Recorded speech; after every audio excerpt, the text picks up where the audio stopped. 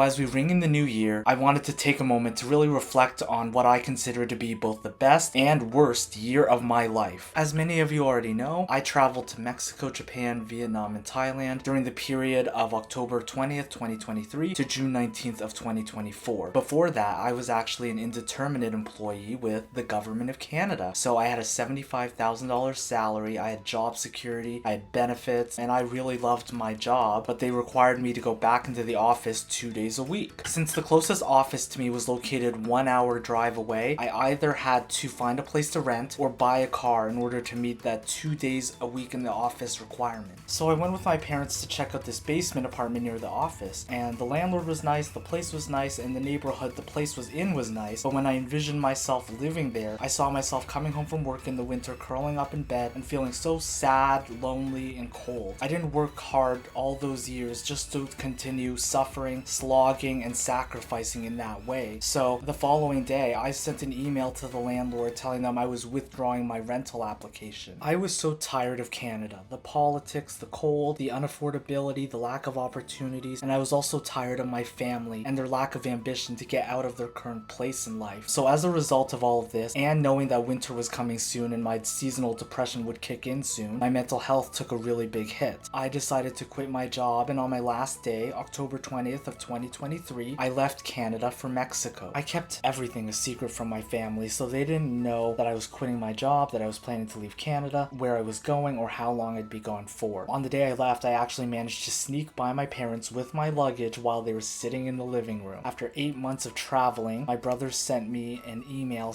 containing a letter essentially trying to blackmail me into explaining to my parents why I left, where I was going, and when I was planning to come back. So I ended up having to cut him out of my life permanently. Even though we live in the same house now, we don't talk to each other anymore. The reason why I say that this was both the best and worst year of my life was because for the first 6 months of 2024, I spent it traveling through Vietnam, Thailand, and Japan. And if you've watched any of my other videos, you'll know that I had the most amazing experiences of my life throughout that time. While I was traveling, I was also completing online courses through sophia.org and study.com. And by doing that, I was able to transfer in 64% of the required credits toward my Cybersecurity and Information Assurance bachelor's degree at Western Governors University. I returned back to Canada in mid-June of 2024. What I came back to was an awful Airbnb experience with intrusive hosts and friends who were so unappreciative of the gifts and souvenirs that I brought back for them. So when I actually came back home, nobody in my family asked me questions about where I'd been or why I left, and I actually found out that my mother had converted my bedroom into her own personal workshop. So I had to clean that out with my dad, and while I was doing that, I began to cry because I realized what being back here would mean for me and my mental health. I wouldn't be able to take another international trip for the near future, and I'd be stuck living under someone else's heel for the foreseeable future. On July 1st, I officially enrolled at Western Governors University and got my Bachelor of Science in Cybersecurity and Information Assurance in 1.5 months. Since coming back to Canada, a lot of the mental health issues that I've had before I left have now come back in full force, and from the time I graduated up until now, I haven't been able to find a job. I only ever leave my house once a week to go grocery shopping, and I have anxiety attacks every day and night. I say simultaneously that this is both the best and worst year of my life because the first 6 months that I spent traveling have been the best months of my life, and the last 6 months that I spent living in Canada have been the worst months of my life. I went from living in apartments and hotels within walking distance of the beach, living life on my own terms, traveling, doing whatever I wanted, to spending every single day in my room in my parents' house. I struggled physically, mentally, and emotionally with this transition, but I don't for a second regret my decision to quit my job and travel. The life I had while traveling was far from perfect, but it was the closest thing to freedom that I've ever experienced in my life. There's this great quote I heard. It's the cost of not following your dreams is spending the rest of your life wishing you had. So if you're ever in a position where you need to choose between an unfulfilling, comfortable life or dropping everything for a chance at living your dream life, go with the latter. Despite never keeping my New Year's resolutions, I actually have 4 for the upcoming year. So the number 1 is to lose weight because it's always been my New Year's resolution and I never keep it. Number 2 is to get a job, literally any job, so that I can stop being neat and so that I can fulfill my 3rd New Year's resolution, which is to pay off my student student debt. And my fourth resolution is to